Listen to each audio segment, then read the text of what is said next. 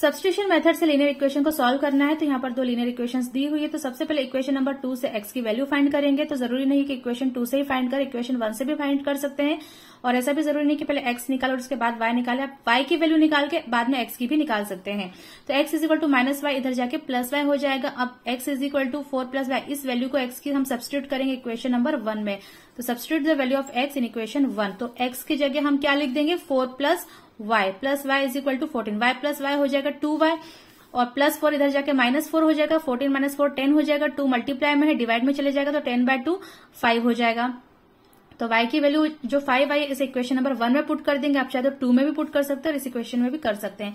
तो y की value 5 put करेंगे यहाँ पर, तो प्लस 5 इधर जाके बाद में माइनस 5 हो जाएगा। तो x की वैल्यू आ जाएगी 9 और y की वैल्यू हमने 5 निकाली। अब x की वैल्यू 9 और y की वैल्यू 5 को हम इक्वेशन नंबर 1 में पुट करेंगे। आप 2 में भी कर सकते हैं, दोनों में से किसी भी इक्वेशन में आप पुट कर देंगे। तो x की जगह 9 और y की जगह 5 इज इक्वल टू 14। 9 प्लस 5 होता है 14 इज इक्वल टू 14। LHS और RHS इक्वल हो गए, तो ये वेरीफाई हो गया। तो अगर इक्वेशन नंबर 2 में भी पुट करेंगे तो भी इक्वल आएगा। तो किसी भी एक इक्वेशन में आपको पुट करके इसे वेरीफाई करना है। तो जब x और y की एक एक वैल्यू आ जाती है तो ऐसे लीनियर इक्वेशंस का एक यूनिक सॉल्यूशन होता है। तो इसका ग्राफ आपको पता है, जब यूनिक सॉल्यूशन होता है तो ग्राफ जो है लाइंस लीनियर इक्वेशन की वो इंटरसेक्ट करती है एक पॉइंट पर।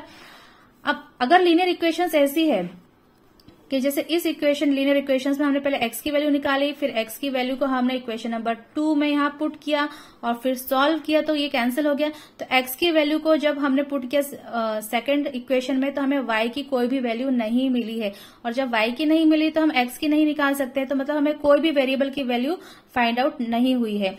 तो जब हमने x की वैल्यू x निकाल के y में पुट किया तो ये स्टेटमेंट सभी y के लिए भी ट्रू होगा। यानी अगर हम y निकाल के x में पुट करेंगे तब भी हमें इसी तरह का स्टेटमेंट मिलेगा, कोई भी वेरिएबल की वैल्यू फाइंड नहीं होगी।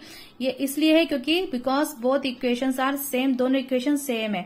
अगर हम इस ऊपर के इक्वेशन में 2 का मल्टीप्लाई कर दे तो हमें इक्वेशन नंबर 2 मिलेगी और इक्वेशन नंबर 2 को या हम 2 से डिवाइड करते पूरे को तो हमें इक्वेशन नंबर 1 मिलेगी। तो यानी दोनों इक्वेशन सेम है। तो इस तरह के इक्वेशंस के इनफाइनाइटली मेनी सॉल्यूशंस होते हैं। हमें कोई भी x और y की स्पेसिफिक वैल्यू नहीं मिलेगी। और इसका ग्राफ कैसा होता है, एक इक्वेशन की लाइन दूसरे इक्वेशन की लाइन के ऊपर कॉन्सिडेंट होती है।